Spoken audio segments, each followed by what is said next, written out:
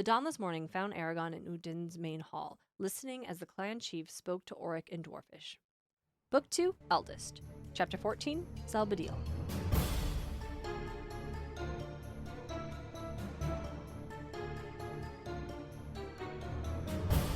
Welcome to Eragon and Back Again, a podcast where we explore Christopher Paolini's inheritance cycle, chapter by chapter. I'm Darien Smartt. And I'm Lucy Hart.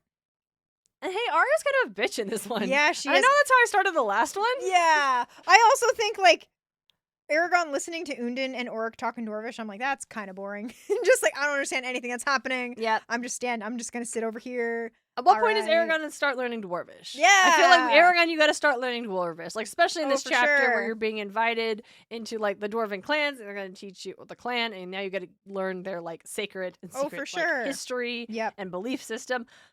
You got to start learning Dwarvish. You kind of know sure. Elvish because you know they just speak the ancient language. The ancient, yeah. So I think he'll be able to, like, I mean, it'll be a lot once we get to Elsmira when people are, like, fluently speaking this as, like, an actual spoken language with grammar structure and things like that. So I'm not sure he'll be, like, fluent, but I think he'll be able to pick up on pieces in a way that he just cannot do right now in Dwarvish. Yep. So we get, hey, we were going to show you around the city, but it's not such a good time because, you know, what happened in the last chapter. The Asweld and Rock Onwin are pretty pissed. Do we want to read the... Oh, shit, that's right. Yeah. Well, no, do we want to talk about our sparks of inspiration? Oh, yeah, sparks of inspiration.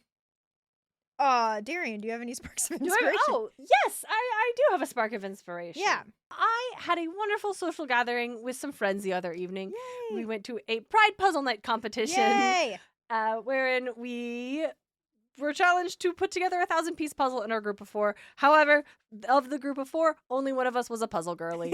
So, that didn't happen very well, but we did have a wonderful time. It was great to socialize and celebrate Pride, and it was a good time. It was at a kombucha bar, had a strawberry lemon kombucha and a cupcake, and did a rainbow puzzle. And you may have seen a post I shared to the Eragon and Back Again story about the evening and saying that Lucy was not going to get this gay dragon sticker because she bailed in the last second. That was obviously a lie. Oh, thank you.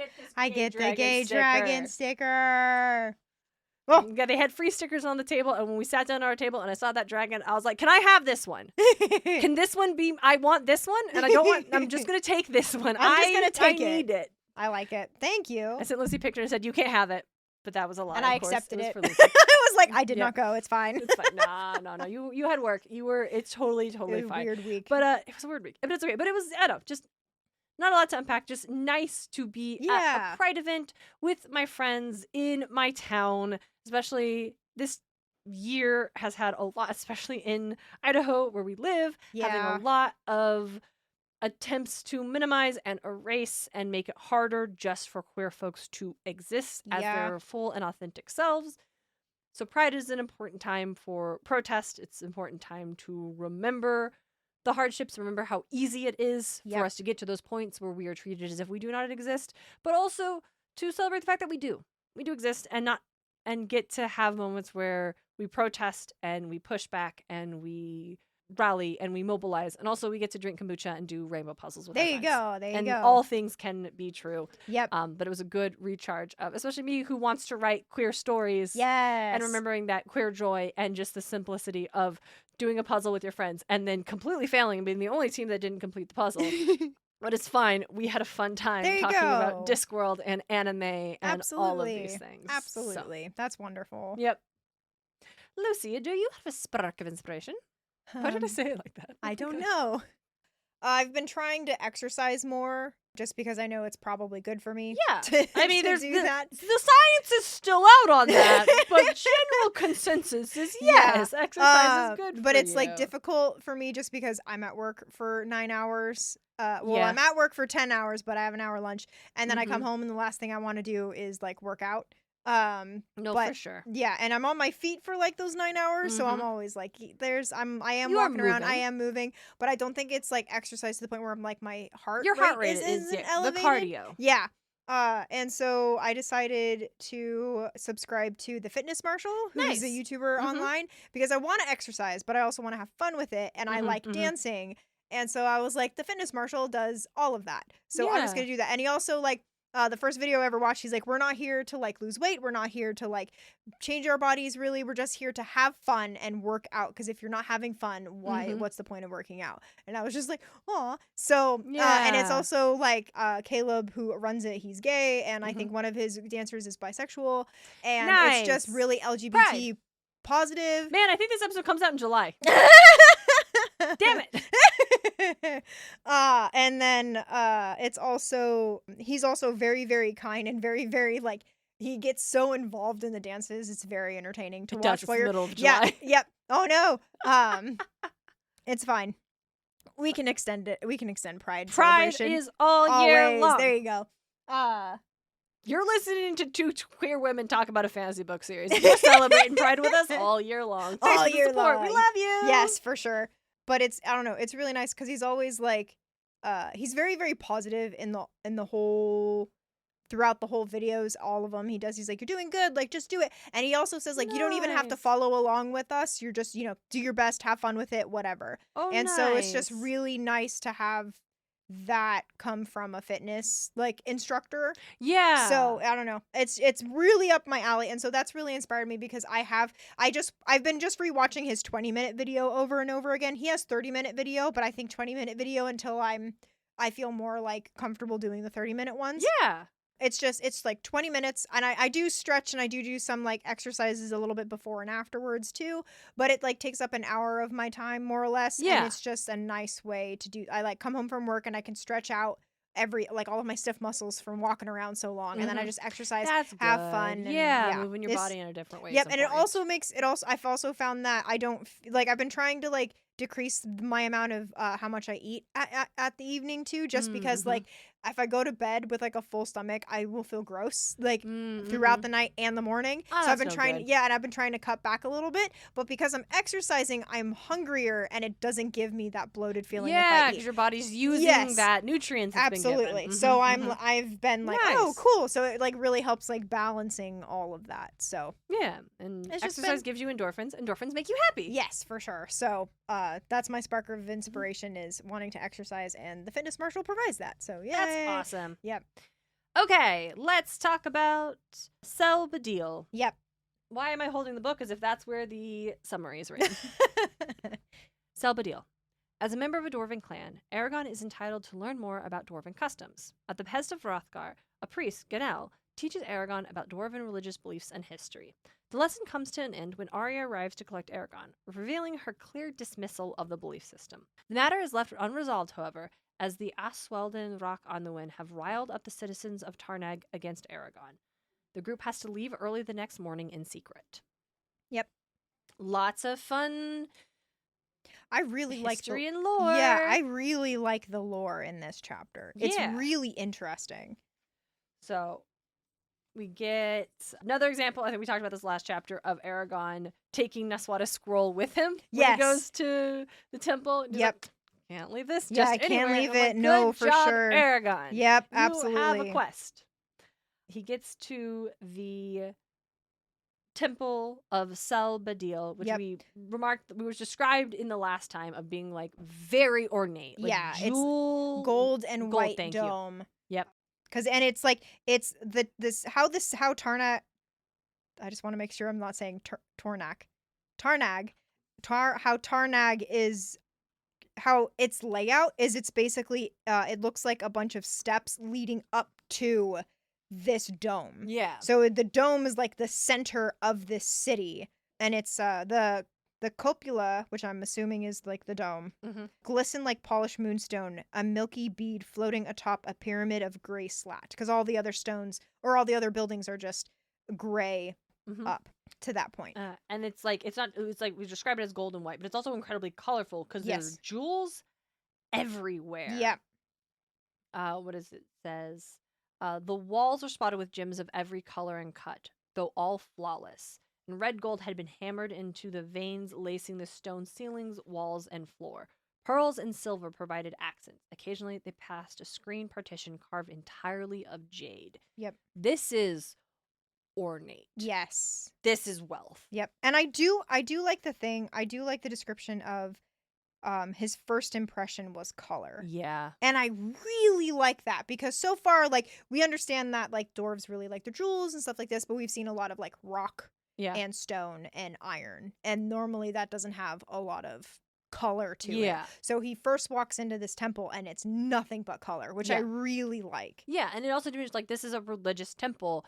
And so it demonstrates that a lot of wealth is being put in here. It demonstrates that this belief system is heavily, heavily valued. Yeah. That they're using this they're using it to decorate the temple. Yep. And that is an important way to understand the place this religious beliefs has in dwarven society. Yep. And I do want to just really quick mention just this first page. I feel like this first page, a lot happens before we even get to the temple. Undin and Auric, they were discussing, like, when they should leave. And they're like, sooner than later, because of what we mentioned, like, in the last chapter, the city's basically getting riled up. And it's, like, getting fairly dangerous. And originally, the guard that was supposed to be with Eragon was 3, but it is increased to 7. And it's like, that's a pretty big jump. Yeah. And then it's also kind of sad because Undin's like, I had intended to show you the wonders of Tarnag, but it would be foolish now for you to wander Mine City. However, Grimm's Borith Ganel has invited you to Celbedeil for the day. Except if you wish, you'll be safe with him. And then it's like the clan chief seemed to have forgotten his earlier assertion that as Ashweldin Rock Anuin would not harm a guest. And it's like, yep. When you called on the last one, he's like, oh, you'll be fine. He's it's like, you're lying. You're lying. And then when they left the hall, he asks Orin, how serious is this feud really? And then Auric answers, as it describes, with obvious reluctance, which again, I'm like, dude, Eragon needs to know this. Why are you reluctant? And he basically says, it's because it's probably, like, uncomfortable and messy. It also seems like it's embarrassing because of how he describes what their whole... Yeah. Absolutely. And then he basically describes that this hasn't happened forever. In the past, it was not uncommon for blood feuds to endure for generations. Entire families were driven extinct because of them. And it's just like, whoa. It was rash of the Ashweldin Rock Anuin to invoke the old ways. Such a thing has not been done since the last clan wars. Yep. And I think that's maybe why he's a little bit reluctant. It's not like, oh, I don't want to scare Eragon. It's like, this sucks. Yeah, it really sucks. But then he goes to Celbedeil, and we get kind of like it kind of starts off a little like down, like, oh, you're in real danger and we need to leave a lot quicker than we wanted to, like, because it sounded like, oh, you're gonna stay for a couple days, but now it's like, you need to leave tomorrow morning. Like, you need to leave immediately. Actually probably leave right now, except they have this invitation for you to go to the temple. Yep. And it was I think they even mentioned that it was Hrothgar's. Yeah, Hrothgar's asked him to do this. Yes, for sure. And so it's like, okay, we need to, honor that.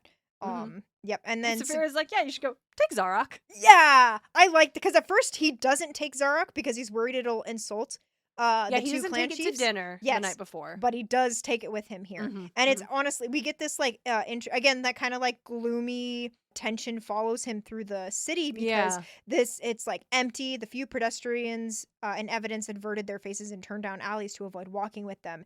And Eragon realizes that they're scared because they don't want Ashweldin Rock Anuin to think that they are aiding Eragon in any way, shape, or form. This is a big deal. It's a big deal. Yep. And again, I'm like, Eragon! Like, everyone kind of like either didn't tell him or downplay it. And I think you're right. It had a lot to do with like, this is embarrassing. Yeah. But I'm like, he needs to know. Yeah, I think he does now. Yeah. Or maybe they were hoping, like, I wonder if like the clan leader's comment of like, no, they wouldn't hurt you, is him being like, overly optimistic. Like, you're a guest. Surely they wouldn't do that. And that's a big thing. They're like, it is forbidden to harm a guest. But now they're like, we might so not sure put it past him. Yeah.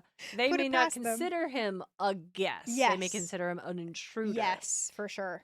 So we get to the temple. Yep. We get to a room of dwarfs sparring. Ooh, I like this. Armor hung thickly on the walls, along the racks of staff swords, identical to the one Angela had fought with in Farthinder.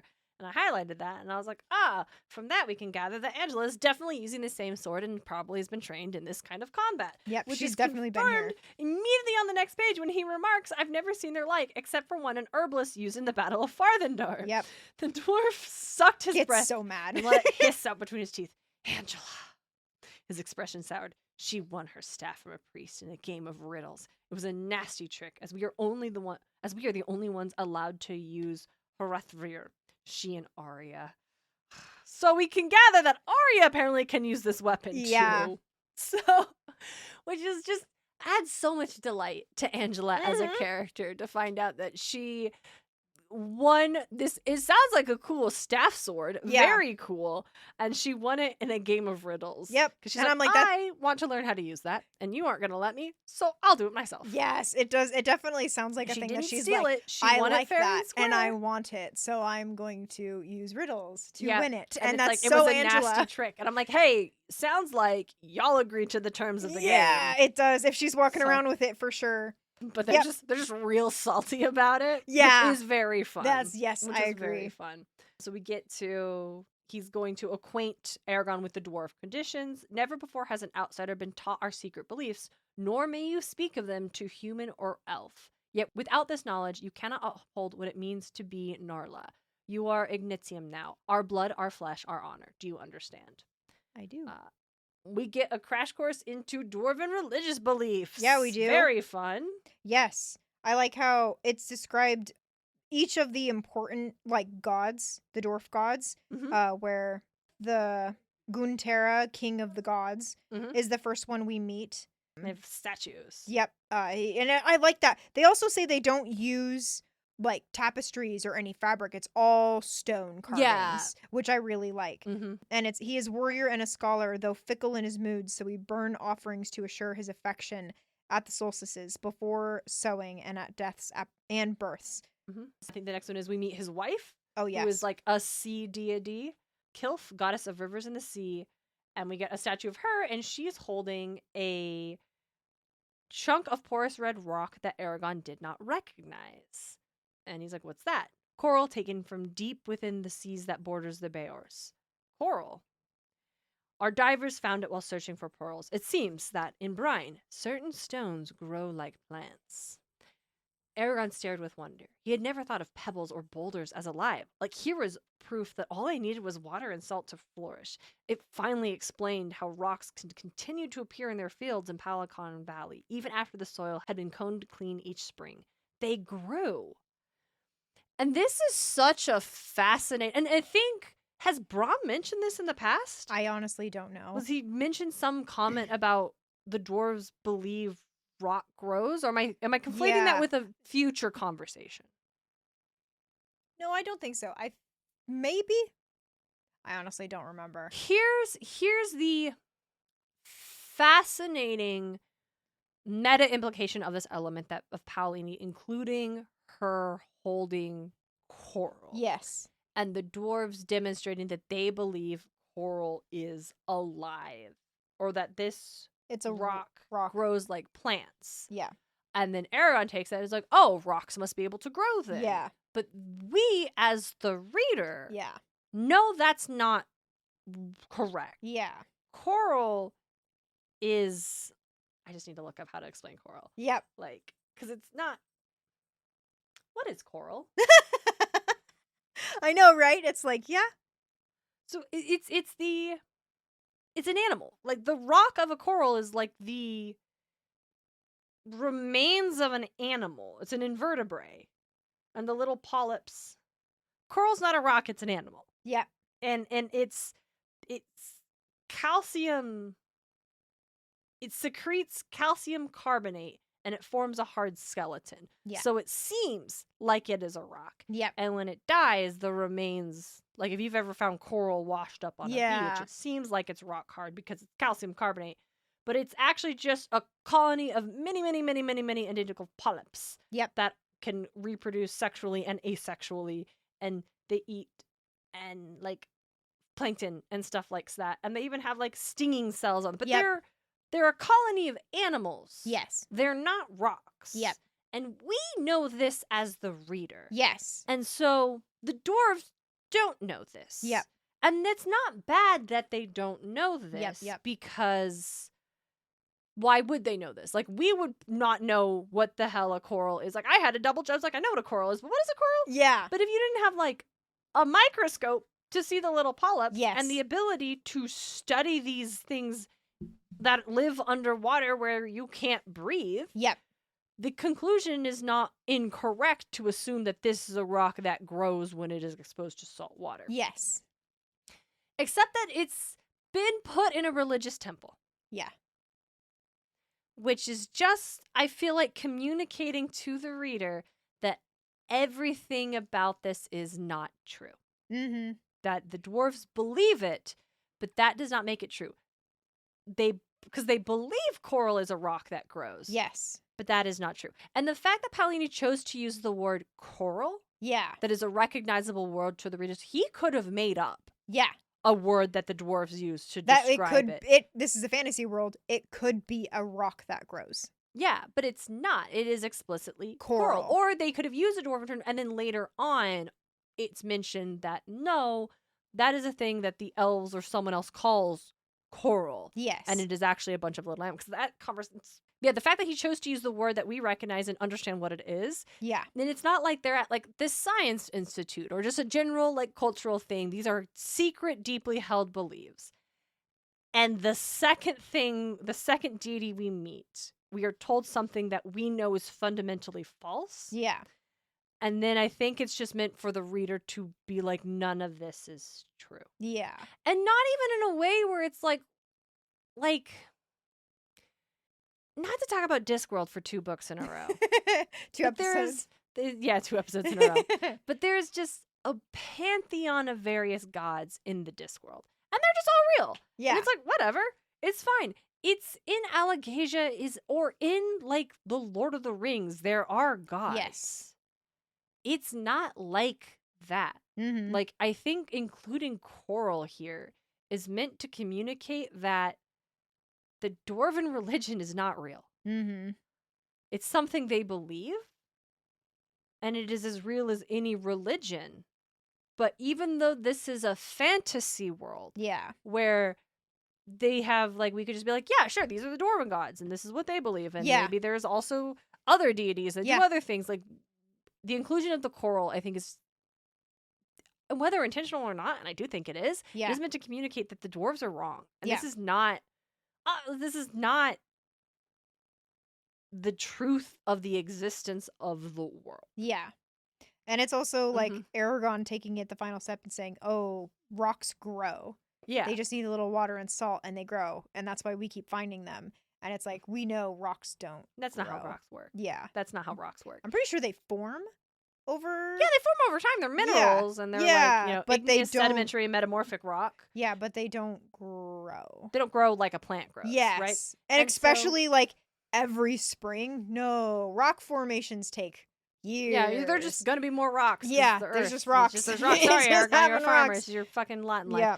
But the inclusion of that and the fact that it's like Eragon is now believes a thing that is wrong. Yeah. Because of a thing that this religion believes has taught him. Now he is farmed. Like, I think it's it also feels like a greater commentary on religion as a whole. Yeah. Which is very, very interesting. Yeah, because I'm also like, we get, I think the last like religion we got was at that city, right? I can't remember. The one with the mountains where they worship the mountains. Oh, yeah. And that one, the demonstration was like, this is real messed up. Yeah, this is real messed up. They also practice slavery here. Yeah. Like, things are bad here. Yeah. So I feel it's interesting.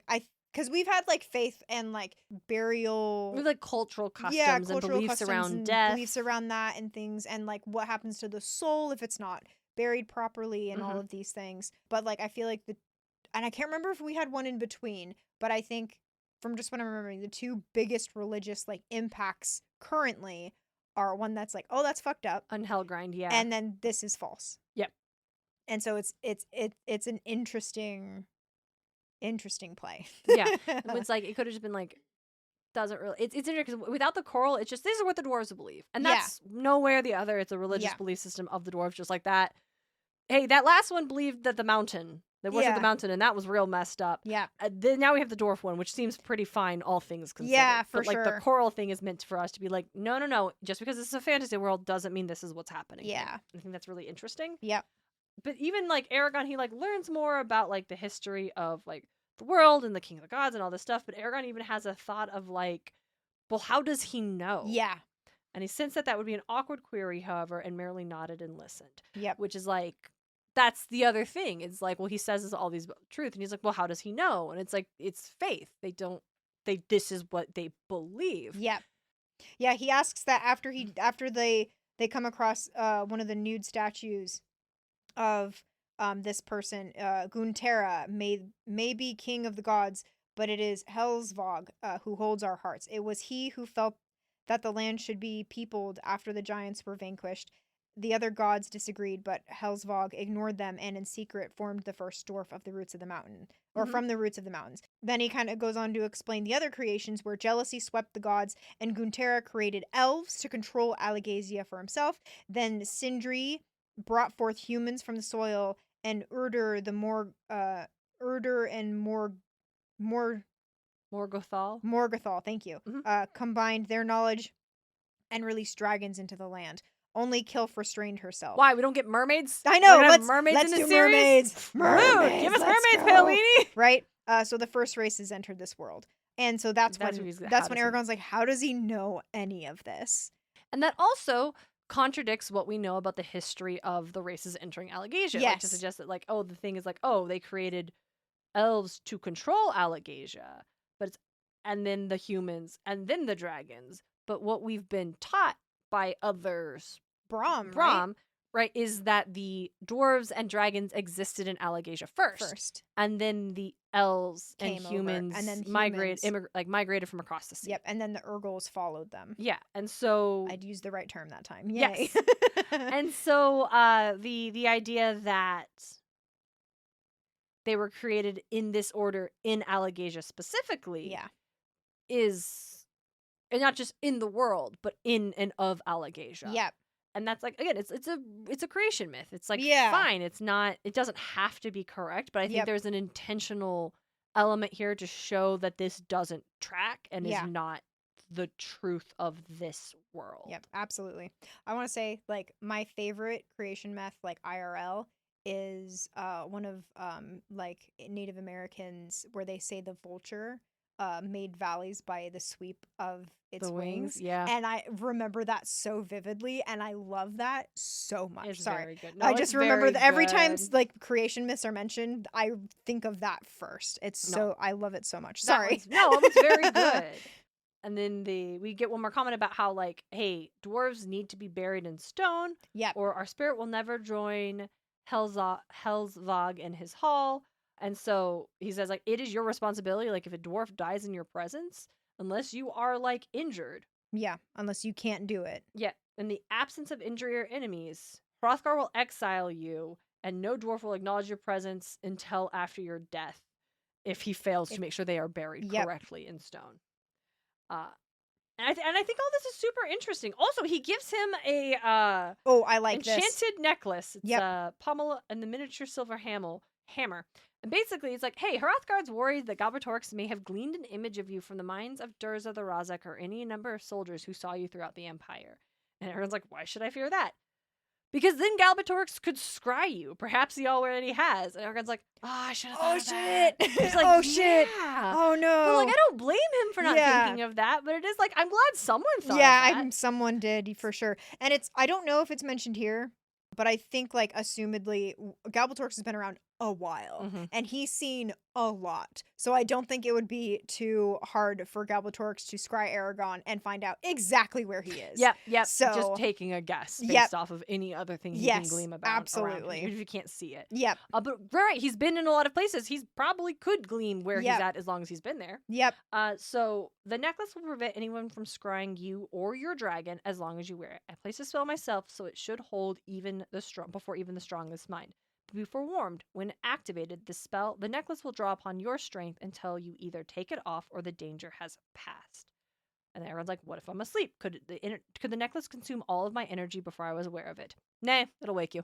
Yep. And I appreciate that. Like, this is how magic too. works. It does need to draw on a source. And there's a spell here, but to be activated, it's going to need the energy from Eragon and himself. I do like the fact that he can take it off. It's not like, and you're stuck with this, Yeah. and it's gonna either stay on you until it ends, or you die. Like, too bad. But it's like, no, if he feels his energy going away, he can pull it off. Yep, if he needs to. And that'll, like, it's unfortunate because that'll expose him to whatever's happening. Yeah. But it's better than dying. Better than dying. Like, you dying is worse than just keeping you hidden. Because if you're dead, then Yep. So what? Yeah, for so sure. I like that. I think that's a pretty cool, useful, magical tool. And also, it, like, helps us with, like, we know scrying is a thing. This is going to keep Eragon hidden.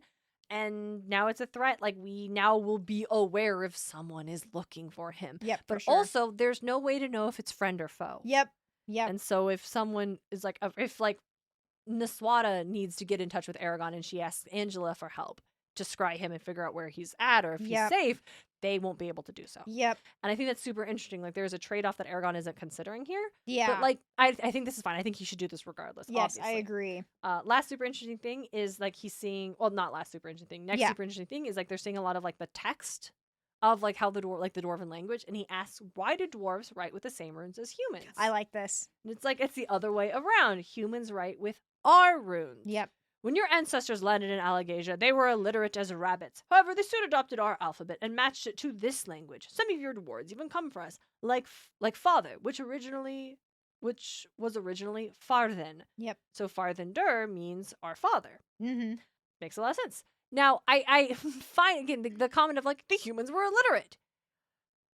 They built boats. Yeah. And sailed across the sea. Yeah. So it's illiterate as rabbits is implying they were foolish and we granted them this great knowledge. Or they were like dumb and just like beasts. Yeah, it's like they built ships it's not and true. came across yeah, the and sea, it's honestly like we can even date that going back to Carvajal where many of them are illiterate. They don't write, they don't read, they don't do any of that, but that doesn't make them stupid. Yeah, it's just not a necessary skill in their life. Yes. But it's like we don't know where the humans came from beforehand, but, like, this definitely feels like a very, like, we're better. Yeah, definitely, like, I can't remember, something centric perception of, like, my worldview is the only correct one. Yeah. And so the idea that this other culture that could navigate across the sea would not have had a language of their own. Yeah. Like, a way to communicate in a written form. Or maybe they didn't. Like, there is the idea that in order to have civilization, you must have a written language, but there is some evidence of civilizations that perhaps didn't. Yeah.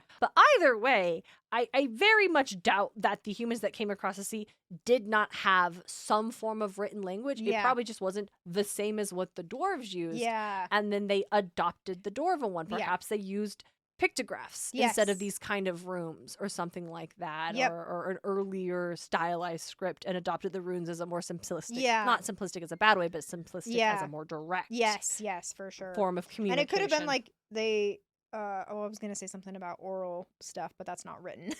yeah there's a lot here that I think is like we constantly have to remember, like, wait, we're being told this by someone who has their own biased viewpoint. And so even when we're talking about, like, we were told by Brahm that it was the dwarves and the dragons, and then the elves, the humans, and the orcs came over. And then we referenced that in this episode as if, like, this is the truth. Yeah. But again, like, is it? Yeah. But, like, does Brahm have, not that Brahm would have any reason to lie, but, like, was he incorrect? But of the characters we've met, it feels like Brahm would be the most to have access to the knowledge of the history of, like, especially as a dragon rider. Yeah. And also, like, he has dealings with elves who are the longest living beings in Alagasia. And so I feel like their written history or, like, their oral history would hold more weight because there's fewer generations. Yeah. Yes. So, but hey, speaking of dragons and stuff, we get this fabulous, like, mural. Oh, I love this. It's made out of small plates of marble fired with enamel, then fitted into a single piece. Yep. It's not painted because they want it to endure for millennia without change. Yep. And it is a massive, like, sprawling mural of, like, the dwarven history from the dwarves being created by that, like, first, like, creator god, Helsvog. Each step carried them through uncounted years of history.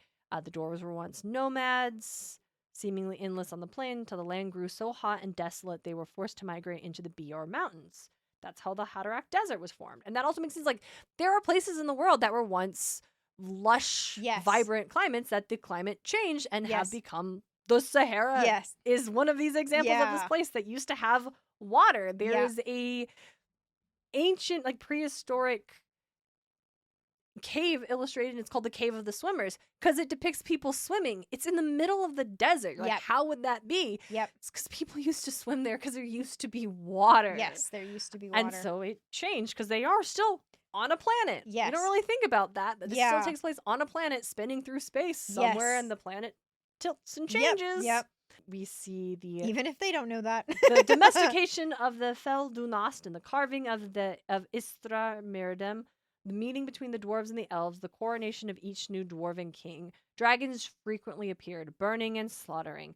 Eragon had difficulty restraining comments during these sections, which also demonstrates something we talked about the last episode, something we discussed in the last episode regarding the dwarves seeming to be very quick to dismiss Saphira as just a beast. And we see, and this is like one of their most holy parts of their history, the only time dragons are mentioned are when they are beast-like. Beast-like, and just came to probably eat their big goats that they like and burn villages and stuff like that. So they weren't exactly, and it says, and dragons likely weren't communicating with the dwarves.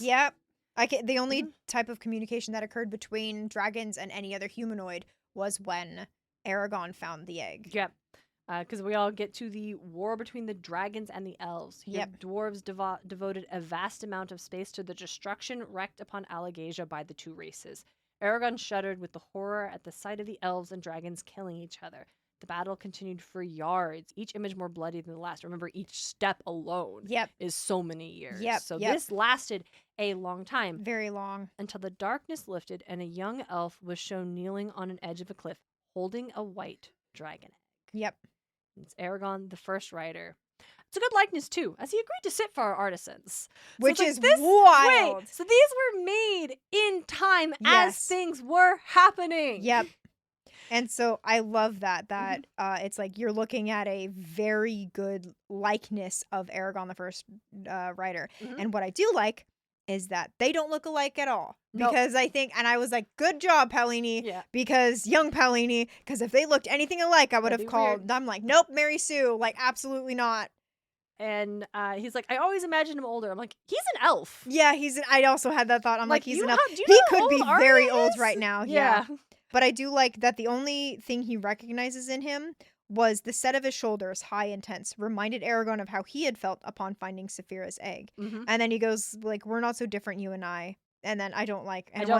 And once my ears match yours, we shall truly be brothers through time. And I'm like, I don't like that. But I do like that he recognizes that feeling in Eragon. So it's not like he's like, oh, he looks just like me. It's like, no, I recognize that feeling of finding the egg. And I love this next line, though, where he said he knew that they had made at least one identical choice. They had both kept the egg. And I think that's where I without like the ears thing, it's like feeling.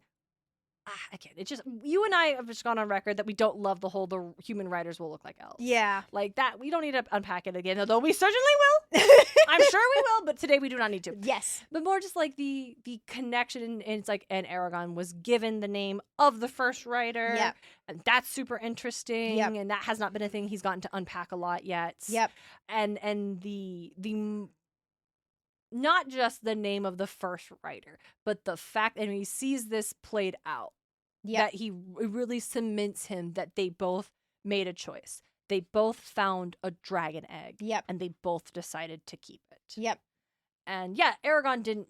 I'm sure the first Eragon knew what it was when he saw it. Oh, for sure. Our Eragon did not. But even after he realized, oh, this is an egg.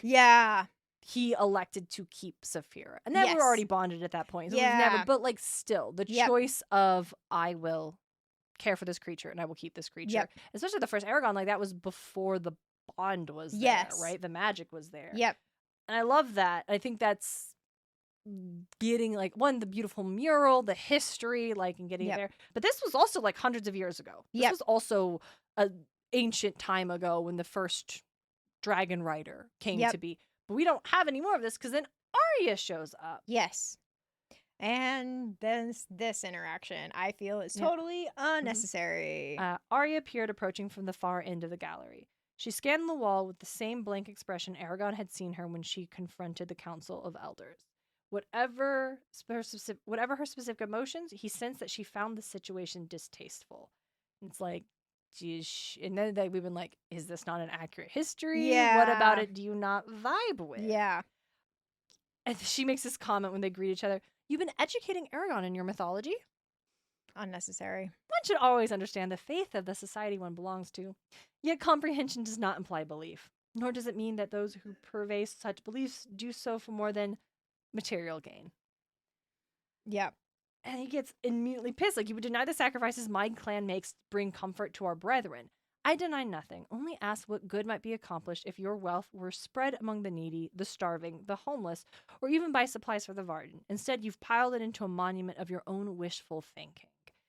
We forgot to mention this in the last chapter, but Auric makes a comment of apparently anytime Arya comes here, she gets in a fight with the priests. Yep. That is like a huge smackdown, like yelling blowout. Yeah, people get so pissed. Yeah, their fights are a lot. Mm-hmm.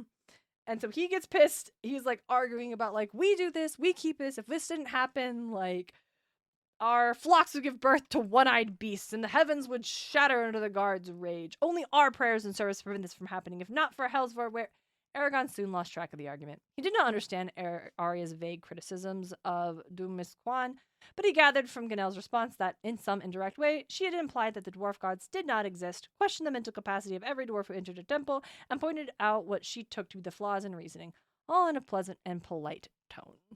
That is the difference between us, Grimsbroith. You devote yourself to which you believe to be true, but cannot prove. There we must agree to disagree. Arya stating she only believes in things that can be proven to be true. Yeah. I also like that she comes in, she fucking starts the argument, and then she goes, enough. Yeah. We're done arguing about this. And it's then like, she's like, oh my God. And she tells Eragon, oh, hey, by the way, that other clan has gotten the citizens all pissed. So we need to leave. We need to, you need to come back to Yunden's house, basically. Yep. And they head out. He's like, yeah, if there's trouble, I should probably be with Saphira. Yep. And I do like how he bowed to Ganel and begged to be excused. You need not apologize, Shadeslayer, said the clan chief. He glared at Arya. Do what you must, and may the blessings of Guntara be upon you. And then they left, and it's so like, as we discussed, Paolini has given us clear evidence that the dwarven beliefs is not like whatever deities may exist within this world. Yeah. This is not one of them. Yeah. Okay, fine. But I'm not. Here's where I'm at. And this was just going back and forth. Is like, I'm trying to figure out what we, the reader, are supposed to take away from this. Yeah. Is like, and it entirely folds on like where we're supposed to stand on Arya. Yeah. But like, I think honestly we're supposed to side with her. Yeah. We're supposed to be like, oh yeah, no, Arya's correct. Be just based on the past chapters, the past book. Like Arya, we're supposed to see Arya as all-knowing. Yeah. And just she is like wise and she's intelligent. very wise. And we like her because Eragon likes her. Yeah. And we should side with her on this. And I'm like, I don't think I do. I don't think I do. Like, she's probably like doesn't want Eragon to believe these dwarven beliefs. Yeah, that and that's and that might be why she came in the way she did. Was she's like, I don't want Eragon falling for any of this. Like, by the way, it's mythology, and just because you comprehend it doesn't mean you believe it. Yeah, and yeah, I just in there, it's her original point, not original point, because the first thing she says, she calls it a mythology. Yeah, but her comment about how like we talked about how this temple's full of jewels, yes, full of wealth, yes, like it is crazy, yeah. And her comment about like, you have so much wealth here, why is it not being used, yeah, to actually help people? Yeah, I think is an absolutely fair criticism. Yes, I think is a fair criticism. I agree with that. To make of any religious institution. Like, yes, there are religious institutions that are worth billions with a B and not taxed because of religious exemption. Yep. And they have so much money to their name. And it's like, what are you doing with it? Yep. Like, is it being used to build your own temples and monuments to your belief system? Yeah. Or is it actually being used? And it's like, no, it's not actually being used because no one has billions with a B and no one has partitions carved of jade. Yeah. If the wealth coming in matched the wealth going out. Yeah. And that, I think, is a I think a really interesting criticism for like us, the reader, to recognize. Like, wait, we were admiring this temple because it was so pretty and ornate. But yeah, you're right. Like, why isn't this wealth being used to actually help people? Yep. But it's folded in between her other comments. Yeah. Regarding this being fake mythology bullshit. Yeah. And you believe things that you cannot prove. Yeah. And that's where it's like so rude and disrespectful. Yeah. It's like, you're at their house. Like, you can disagree. And I think her comment about, like, if a comment had just been like, you're saying to help people, like, why is this wealth not being used to help people? Yep. Like, if that was where the main argument, like, fundamental thing that she is opposed to is the fact that they bring in all this wealth and are not using it for good. Yeah. I'd be like, for sure. But it feels like, because we're supposed to agree with Arya, and that this is a fundamental thing, that it's like, yes, this is fundamentally like a true criticism to make, but that her actual entire point feels like it's also, but this isn't even real. Yeah. I'm mad that you're doing this and it's not even real. Yeah. And then and it's like, I'm mad, this isn't real, you're teaching Eragon some bullshit things, and you can be using stuff for like the poor and the suffering and stuff like that, but it's not real, and you shouldn't be teaching Eragon this.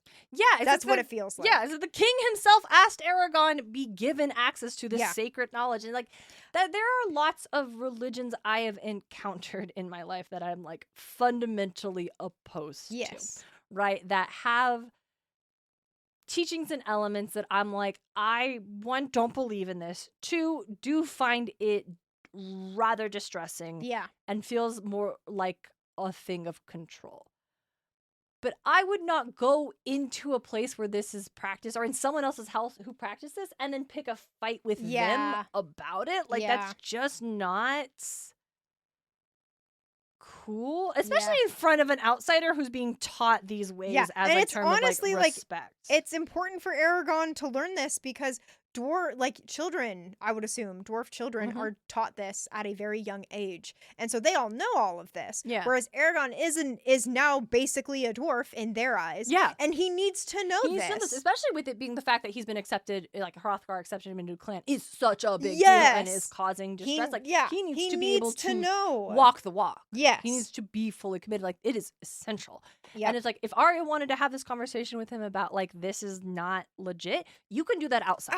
You can take him outside. You could leave. Like, you could be like, I'm here to collect Eragon. She's just so disrespectful. Like, right, she just said, like, you could have just said, you're teaching him your beliefs. Yeah. But mythology. She basically walked in, middle fingers up, just, like, twirled around a bunch and just, like, fuck this place, fuck you, nothing's right. Like, she basically did that. She basically came in and was like, this is all stupid, disrespect all over the place, and then took Eragon and left. Like, that's literally what happened. And it's just like, that's so rude. That's so rude. And so it's like, I think we discussed it when we were encountering, like, I had the name earlier of this big scary mount. Oh, you did say it. Yeah. I don't remember it. So it'll come to me again, or it won't. But, like, we discussed there, is like, what does this say about, like, Paolini's commentary on religion? And how, like, this is the first religion we've encountered, and it is so fundamentally cruel and so fundamentally troublesome. Yeah. And now we have another one, and the thing we were supposed to take away is it is fundamentally false. Yeah. It is fundamentally incorrect. And also, to a degree, corrupt. If it will use this vast wealth for itself and its place of importance, and it is not being used to support the hungry, the needy, the sick, or like the Varden in their efforts to free the whole land from this man, of the wretched king who almost brought one of your clans to extinction. Yep. And again, so it's like, I think this is definitely Paolini's commentary on religion. Yeah. And that, I'm not taking this is good or bad. I'm like, this is a present thing. But also, I think the thing that I am finding slightly fundamentally distasteful is the idea that it is okay to be disrespectful in this manner. I think the criticism of, you are not using this wealth at your disposal for actual practical good that you claim to do, holds a lot of weight. Full stop. I will absolutely be like, hey, your church has $1 billion with a B dollars. Yeah. Where is it going? Why are you... That may be a thing that says to me, I don't know if you're using the power and comfort of faith appropriately. Like, that seems... But I'm not going to roll up and be like, hey, this is all bullshit. You're stupid for teaching this. You're stupid for believing this. Yeah. This is ridiculous. I'm out. I'm taking my friend with me. Yeah. You could have just had that conversation outside. Yeah. You could have been like, you're teaching him your beliefs? Eragon, we have to go. Obviously, they don't like each other. Yeah. They don't like each other. They've had fights about this exact thing a bunch, but like I think doing this in front of Eragon is what makes it like in the temple. Yep. Like just, and I do like that Eragon literally zones out the argument at one point. He's just like, okay, I'm just not interested anymore. And it's just like, oh my God. Yep. He says like, I don't really know exactly, but it does sound like Arya thinks it's if you believe in any of this, you're stupid. Yeah. But Eragon doesn't have any commentary on that. No, he doesn't. He doesn't really say anything about... He doesn't have any commentary on Arya's action. The fact that she was able to do so while being polite and pleasant. Yeah, he basically says, like, it's like, I'm just thinking about if in the middle of mass, like when I went to church, if somebody literally walked in to the middle of whatever, like up onto the pulpit or whatever, and literally was like, I hate you all, you're all wrong, this is like false, fuck you, and then just left. Or if like you did at Sunday school. Yeah, like, I don't know, like it feels like there is a time and a place, like, I think, holy shit. Now I'm not saying you always have to be respectful to folks who are like, like if Arya had come in and this dude had been like, are you ready to accept the beliefs? You still deny this? Then I think she's well within her rights to be like, this is bullshit. Yeah. Like, but she started it and she is the guest in this space. And Eragon is an initiate to this space. Like, that's what the real thing is. Like, I think if another dwarf had rolled up and been like, this is some bullshit. Yeah. They are part of this dwarven culture. And I think that is their right to be able to criticize it. Yes. But again, like, Arya's a guest in this space. Yeah. And it just seems so wild that she does this. Yeah. And that I feel like we are supposed to agree with her or not think her actions are wrong or question it. And maybe in later chapters we'll reflect on it well, but I just feel like we're not. Yeah. Especially because the coral of it all. Yeah. Yeah. So, I don't know. It's kind of weird. I think, Luce, you mentioned before the start of the episode how it felt like it was, like, out of character for her. Yeah. I feel like maybe we're just actually getting her character. That's honestly true. Like, we haven't really got a lot from her at all, even though we've been with her for, like, half a book or more. She was unconscious for that. Yeah, for she was most unconscious. of the last one. So, like she's been around, but, like, we barely get conversations. Like, even after all this, we finally are talking to her. He talks to her about, like, hey, was it, like, a bad idea that I accepted Hrothgar's, like, invitation? She's like, no. He's like, I wish you had. She says, I wish I hadn't. She's like, yes. As with Niswada, I think you made the only viable choice. You were not to blame. The fault, if any, lies with Hrothgar for making the offer in the first place. He must have been well aware of the repercussions. And he's like, well, we're hanging out quite. Hey, do you have any family in Duweld Varden? None that I'm close to. Why is that? They disliked my choice to become the Queen's envoy and ambassador. It seemed inappropriate. When I ignored their objections and still had the Yahweh tattooed on my shoulder, which indicates that I have devoted myself to the greater good of our race, as is the case with your ring from Brom, my family refused to see me again. But that was over 70 years ago. And I don't think she responds to that.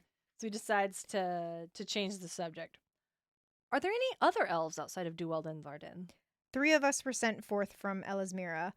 Phelan and Glenwing always traveled with me when we transported Saphira's egg between Duweld and Varden and Tronchim. I only survived Durza's ambush. What were they like? Oh, this sucks. It's so sad. Proud warriors. Glenwing loved speaking to birds with his mind. He would stand in the forest surrounded by a flock of songbirds and listen to their music for hours. Afterward, he might sing us the prettiest melodies. And Phelan? And she doesn't respond. Her hands tighten on the bow. We're like, what? I honestly think that there must have been, that indicates to me that there was something between them. Oh, yeah. And Eragon is undaunted. Eragon cast around for another subject. And I'm like, bro. He's just trying to have a conversation. He doesn't press. Yes, he doesn't. I think he's like, okay, we'll change the subject. Yep. Why do you dislike Ganel so much?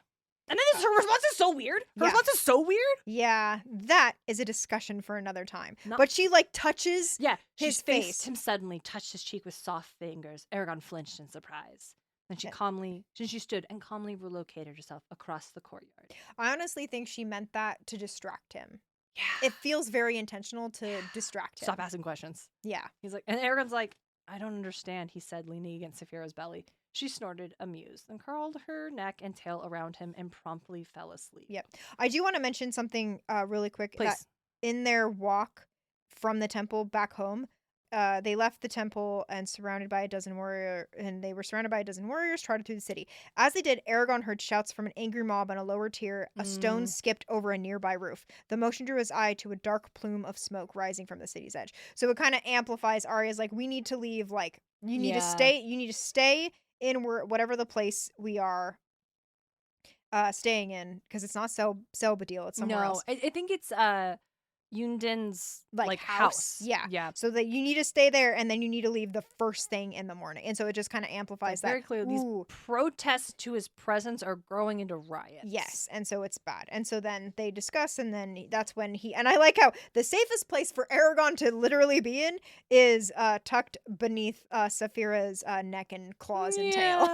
She's like nothing's gonna happen to you. Yep. You're not even. They don't even talk about it. It just settles, and she's just like, you're not allowed to go anywhere. Yeah, you're not allowed. Nope, nowhere.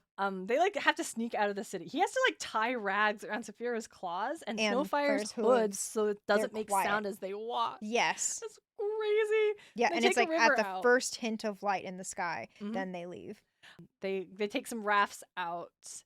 Help the dwarves hobble and blindfold Snowfire, and then coax the reluctant horse onto the second raft. Yep. Where he was forced to his knees and tied down, which I guess this is how you get horses on rafts. Yep. I honestly thought, when I was re-listening to that again, I thought that they did that to Eragon, and then I was like, oh, wait, no, the horse. No, the horse. Never mind. Yeah, I'm like, why would they tie and force Eragon down? Oh, wait, no, the horse. Never mind. And then I love that Saphira slipped off the pier and into the lake. Only her head remained above the surface as she paddled the water. And I do love the visual of Saphira in the water. Doggy paddling? Just like a sea serpent. Yeah. I love it whenever Saphira's in the water. I do too. It's very good. Delightful. I just like her head just on top. Yep. And then they shake hands and they're like, bye. Yep, and then they leave. Hey, sorry your trip was kind of a bummer. Yeah, it's like, hey, sorry your visit wasn't worse. And Eragon's like, sorry for the riots. And then they leave. Bye. Oof. And that's our time there. That's the chapter. It's a really interesting, really interesting city. I honestly do wish we would have stayed longer. Yeah. Got more descriptions, but I was like, no, I liked it. No, I liked it. I think it's like, I think, and again, we had a lot of like criticisms for Arya. Yeah. These are not criticisms as in this should not happen. Yes. This was a bad writing. Like these are just me being like, ooh, I don't like your attitude, Missy. Yeah, for sure. Like, I agree. What a weird thing to do. And clearly y'all don't get along, but like, okay, we've already unpacked it. Yeah, it's like so bizarre. And especially because it does feel like we're supposed to agree with Arya. And I just like, what does that mean to the reader if you're supposed to take away that this thing is okay? Yeah, and I honestly think like as a kid, I don't think I clocked any of that. But as an adult, I'm like, oh yeah, for sure. Yeah, like this is disrespectful. Yeah. Like, this is fundamentally disrespectful, and I think it's wild that a character that we are supposed to, like, it's like if Saphira had come in and done that exact same thing, we would absolutely, because I feel like Arya and Saphira are on the same place as in we are supposed to agree with them about their takes and approaches to things. Yep. So, I think, again, not bad, I just find it interesting, and, like, as a reader who's looking for, like, what am I meant to take away from this? Like, what is, like, Eragon is meant to understand certain things about the world, and he is learning and is training, and, like, what is this supposed to tell us about the world and Eragon about the world that this interaction played out, and there was no criticism to Arya and Eragon's own internal dialogue. Yep. Like, he does not find her behavior odd. He asks, like, why do you dislike him? But, like, later. Yes. And not, like, in the moment, which is, like, okay. I feel like Eragon's focus is I have a second with Arya. I'm gonna ask her so many questions about herself because I need to know everything about her, and then I will revisit. I'm like, oh hey, why don't you get along with that guy? And what's crazy is y'all spent 2 days together traveling those tunnels, and apparently the only thing you asked her is why don't you eat meat? Yeah. All right, whatever. It's fine. It's fine. Hey Lucy, what is our takeaway from this episode? I'm wondering if we should touch on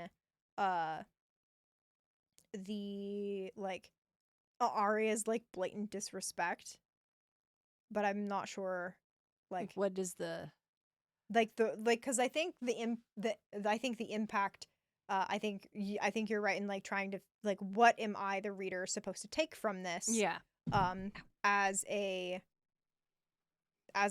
reader from these characters. Yeah. And it's like if we're supposed to like apart from like I guess like Paolini's trying to influence us and trying to side with whoever, I think it's like he's trying to imply like, oh, Arya does not like any of this.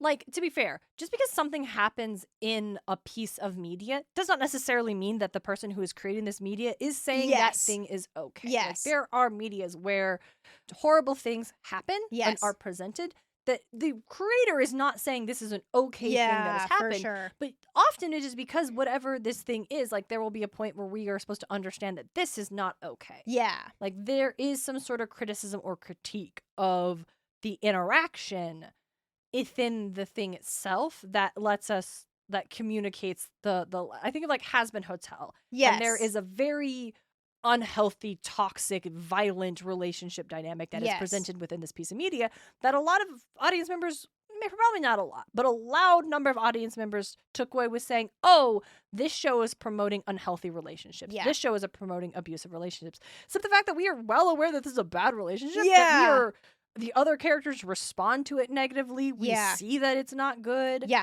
like, I think it is not presented as this is okay. It's not glorifying it's not like Twilight. Yeah, it's just kind of, hey, and this is a reality that this character has to like grapple with, and it influences the way they behave, and this is something that we are trying to navigate and overcome in the narrative. And I also think like sometimes those are also described as like over the top or like exaggerated to prove like, no, this is bad, like this is bad, kind of thing. And I wonder if it's like not necessarily do this, not this, because again, I'm not going to come and say that, oh, Paolini should have written this better, he should have made it clear that what Arya is doing is because my takeaway is like, this is not appropriate at all. But like, again, if this is if the author is meant to communicate that what she's doing is okay because this religion is not good, and because it is fundamentally not using its power and authority in an actual helpful way, and the criticism of this is right. And we don't know this guy from Adam. Maybe this priest guy sucks. Maybe she knows he sucks and is super comfortable calling him out, because maybe she knows he's a bad person. We didn't even consider that. We've only known this guy for 2 days, and Arya has known him for assumedly decades. Like 70 years while she's traveling back and forth. They probably stop here all the time. It's the first stop outside of Tranchi on your way back to Duweld and So, Elsmira. So, maybe that's the flip side of this is if you're encountering someone who you know is a bad person and uses their beliefs to hide, then I'm going to call out. Like, there's actually a whole thing I didn't mention. It's kind of not a cool thing to do unless you do know that this person you're talking to is a bad person. Then let's go. All hands off. So maybe this guy sucks. So I'm thinking, like, trying to narrow that down. It's perhaps just be aware. Be aware that every choice you make is going to lead a reader to have an interpretation about what your beliefs are. Like, I don't believe in death of the author. I don't believe you can ever, especially in a fantasy thing, where the author is literally taking, even when it's like not a fantasy setting, the author is still taking every single piece that you, the reader, or the audience are going to experience, or like the player of the game will experience, and have made a choice to include that. And so that is going to say something about you as a creative. And that's not to say you have to worry about like, oh, I'm worried that they're going to have the wrong idea of me. Like, it's not necessary. I just think it is a valuable thing to keep in mind that your creations will always be something of yourself. And I don't think there's it's when someone's like, I just made this for fun, this doesn't mean anything about me. It's like, I don't think that's true. I don't think that's fundamentally true in anything that is created. I fully believe that you always put something of yourself into whatever you create. Even if it's just like a sliver of you. Like there is something in you of what you create. And even if you're making something that you're like, this is fundamentally meant to represent everything I don't believe, that also says something about you. Right? And so I think just always circling back and is a writer as a creator, remembering that your readers and your audiences are going to draw conclusions about you. And again, I'm not saying that's the thing you have to like worry about and make every decision and make sure it's presenting you accurately, because it doesn't have to. But like, I feel like that's what we spent this episode largely talking about. Like, what is it meant to say about Paolini? What is he trying to communicate? Because that's what we were like hung up on, is like, what are we supposed to draw from here? Wait, what are you trying to tell me? Right?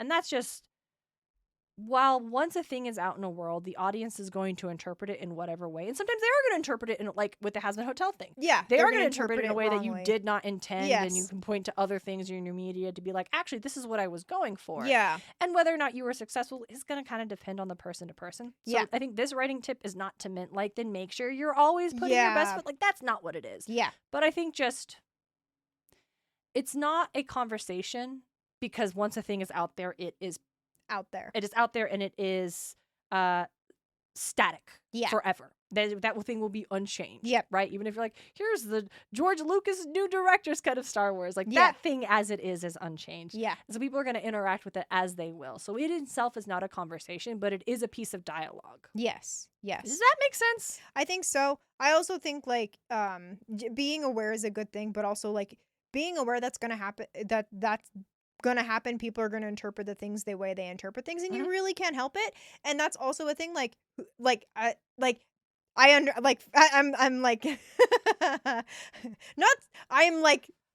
trying to get my words right. Sorry. Yep. Being aware that people are going to interpret the things they interpret, and you not really having control of that, you can, like, help guide them and, like, no, this is kind of what I mean. But the way that people are going to interpret are going to vary, like what you said, from person to person. Yeah. But, like, it's like, who cares? But also, like, I understand the pressure of, like, oh no, I don't want them to do that. But it's also like, this is your work, and if you're having fun with it, and if you're like, well, you interpreted it this way, that is not what I meant. And like, but it sounds like it. You got to be like, no, it's not. I don't. Or it could be like, not to be like, no, you're wrong. Yeah. But to be like, that is your experience with it. And it, obviously, if someone's coming, it's like, you must believe and support these bad things. Like, I think a creator has every right to defend themselves. Yes, and be like, absolutely. I think that's where I'm trying to get at. Yeah. That's what I'm trying to get at. But so, like, I talked about Discworld last book about, like, dwarves, and the one dwarf I mentioned was Cherry Longbottom, who is that dwarf who is one of the first dwarves. It's like, I'm going to openly present as female. Yes. Fuck you guys. Yeah. And that was an intention to be like a metaphor for feminism. Yeah. But a lot of trans readers are like, ooh, I see myself in this character. Yes. I see myself in, like, literally, Cherry has a whole thing where she finds a new name for herself, what she wants to go by, and experimenting with gender presentation, and her people reacting to that so negatively. Yeah. But, like, another dwarf comes up to her and they're like, hey, where'd you get that lipstick? Yeah. Like, that kind of thing. And so a lot of trans readers were like, hey, I really see myself in this. And so Sir Terry Pratchett responded with, that's great. Yeah. Oh, that wasn't what I meant, but, like, I'm so glad you're seeing it. And he Yes. would later on really lean into that. And that doesn't necessarily mean just because a reader or an audience interprets a thing that way means you, the reader or the creator in subsequent works, needs to lean into that. If that's not your intention or what you were meant to do or what you are in the field to be able to do. Yeah. But I also think it was really, I like that story about Discworld and Terry Pratchett a lot because of the I feel like it really shows, like, this thing belongs to the readers now. Yeah. And you can choose, like, when it's not being like, you believe this and you're a bad person, but it's like, I interpreted it this way. Yes. And be like, that's great. I'm so glad you're experiencing that in my work. Yep. I think the writing takeaway just being, like, being aware that people will interpret what you write in multiple ways, in, like, any ways, and just, like, being aware of that. I think that's a good. It's not bad. It's just thing. Yep. It's just what will be, and it don't be scared to put your stuff out there because of that. Yeah. Like, just be prepared that yes, it is be a prepared. reality. Yes, exactly. Yeah, there, I think we found it. Yep. Hooray! Yay, we got there eventually. Okay. Weekly quest is a lot quicker. I would love to hear, if you agree, Lucy. Yeah. Listeners' favorite creation stories. Ooh, be it from your own religious beliefs, be it from other beliefs or world mythologies, or historical things that you find very fascinating. Yep. Since we talked about it, Lucy talked about the I vulture talked one. my vulture one that there was like I think it was like a college course where it was like a whole, like, you know, I can't remember. I haven't been in college or high school in a really long time. It was like a spot within the semester that we're going to talk about this, and we unit something where we really focused on, like, Native American myth, creation myths and world stuff and stuff, and it was super cool, super fascinating, and the vulture one was the one that stuck out to me the most. Nice. With, like, every beat of it, beat down and valleys and then beat up and mountains, and I'm like, that is so cool. So that's my favorite. Wind. Yeah, I love it so much. I just off the top of my head, I just finished doing Norse mythology for Muse of Mythology. So the lore of the just massive giants and is the death of this massive primordial giant that formed, like, the bodies and the realms of the world is always a really cool one to me. Yep. Like, this massive primordial being creating new life from it, though I think this guy was murked. So it's a little less circle of life. But another quick one I just thought about what you just said. I actually just started recently. I haven't played in a while, but I started playing Xenoblade Chronicles. And the world is built on two giants that were at war on a planet of endless sea. Ooh. And they killed, the two giants killed each other. They did the final blow at the same time and died. And their world is built on these giants. That's and cool. It's weird because like you're walking around this world, you're like, there is no way this is like a giant. Like I'm on a giant. But then there's a point where you go to like the knee and you look up and you can see the other giant way out in the distance, and it's wild because it's like it looks like it backs out and you're like on this like giant creature and you're like, how are you living on a vertical surface? But it's like weird gravity stuff and you're not actually on a vertical surface, so you're literally on this creature's knee and then you have to travel up the leg to like, it's wild. That's cool. So it's that one reminds me of the Owl House. Where I don't have an OG creation thing, but like you're on the Boiling Isles, and from far out view, you can see it's on the body of this massive, massive beast. Oh, cool. This massive Titan. Yeah. And so when we don't really get a clear answer on like how this Titan died, whether it was of natural forces or whether it was a battle. Yeah. But when the Titan died, its body literally became where the witches and the magic of this world comes from. And so like the runes that exist in this world that the glyphs, they're called the glyphs, and it's the magic glyphs that our main character Luce learns through the world itself, is from this Titan specifically. Oh, cool. Because later on, another character is also a Titan and has his own glyphs. Oh, cool. That are distinct and original. And we know this very small character is going to become very, very large one day, and maybe eventually in his death, new life will come from this. So it's a much more like isolated small pocket size idea of creation, but like, I don't know, big thing dies and life comes from it. It's pretty solid to me. It's one I like a lot. It's really cool. So yeah, shout us out there. You can hit us up on Spotify. Yes. Obviously, we post these on Instagram all the time. They'll post, or if you don't want it to be like in the post itself, because you don't want some rando responding to you, you can respond to our stories or I'll share it too. Yes. You can shoot us an email anytime, eragonpod@gmail.com. That is in the show notes. You can find it there. Woo! And just want to some comments from past listeners. Yay! And so some listener comments from the past.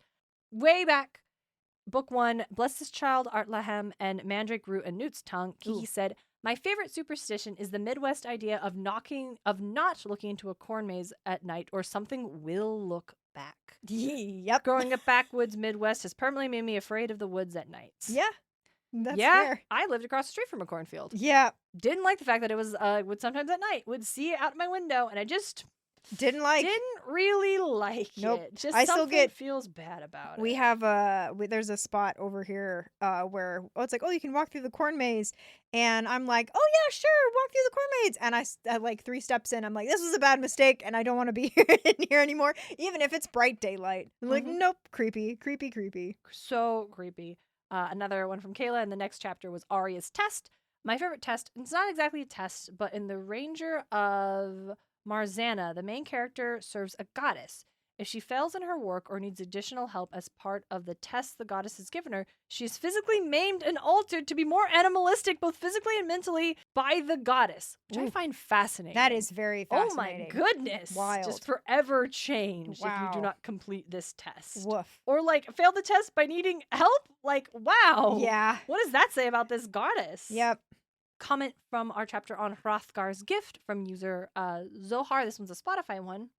Oh, this is one actually, this is a great one because we talk about elf ears. Oh, yes. Yeah, so it's never mentioned, but the way I imagined it is that the elf-like features are caused by exposure to magic. For example, in The Sorcerer's Apprentice, my favorite movie, you have to wear pointy shoes because it channels the magic. Maybe if the same thing is happening with the ears. I think elves used to be very similar to humans, and then exposure to magic made them immortal, very strong, and developed elf features as we know them. And Eragon is just affected by the same thing. That's interesting. It is very interesting. Yeah. I think there's a difference between subtext and headcanon. Yeah. And I love hearing headcanons. Yes. I love, like, our headcanon is that Brahm is telling this story. Yes. And, we had another one that I'm like, this is just our headcanon now. I've decided it because it makes me less mad. Oh, our headcanon, the reason, this is from a listener, the reason Eragon is so obsessed with Arya is because of Saphira. Yes. And those are more headcanon than subtext. Yeah. Whereas subtext would be things like if the dwarf hadn't outright stated, oh yeah, Arya got that staff from us in a magic battle. Oh. Or riddle battle. Subtext would be like, not Arya. Angela. Subtext would be like, Angela got this staff from here because he's never seen anything like it before except what she has, so she must use the same fighting style. Yeah. Like, I think it's a very interesting headcanon that elves, it is not the fact that it is elf that is making all writers look like this. It is the fact that this is what magic inevitably does. Yeah. And that is very interesting. I do. But I like it. But I don't think it is, in this case, like, I think that's super interesting. I don't think that's how I'm going to interpret the text. Mm-hmm. But I think that's a cool concept of that all things would be drawn to magic because of points and things like that. But that would be something I think we definitely have to be introduced in the way the magic works, is that it shapes all things around it. Mm-hmm. And that is not necessarily a thing that is presented here. So I'm going to continue to bitch about how I don't really care for the elf magic thing. The fact that everyone's going to look like an elf when they become a dragon rider still kind of irks Bugs me. But but if it was because of this, I would find it way more fascinating. Way more fascinating. It's not that we look like elves. It is that magic shapes things in this way. Yes, for sure. That is bizarre. Yep. So I like that. Thank you for sharing that thought, dear for listener. sure. I'm still going to die on the hill of they should look like dragons. They should look like dragons, though. Just going to say dragons. But thank you all so very much for listening. Thank you so much. Shout out to listeners who engage and comment. We always love hearing from y'all. It makes us so very, very happy. If you want more of the podcast, we are on Patreon. Yes. Over at patreon.com/EABA, where you can join the Dragon's Keep, where we talk about all things dragons outside of the Inheritance series. Yes. From movies to TV shows to board games. Yep. Dragons are everywhere, and we love to talk about them. Yes, for just absolutely. $5 a month, you can access all of our bonus episodes. Yes. If you're not able to give financially at this time, totally understand. Cool. Just listening is a huge thing. Sending your time on us is super cool.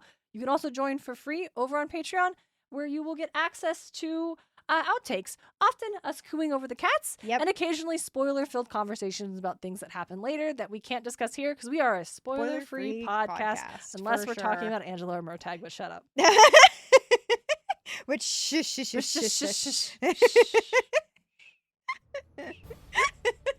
Thank you all so much for listening. Thank and until you. next time, she's Lucy Hart. And she's Darien Smartt. And this is Eragon. And back again.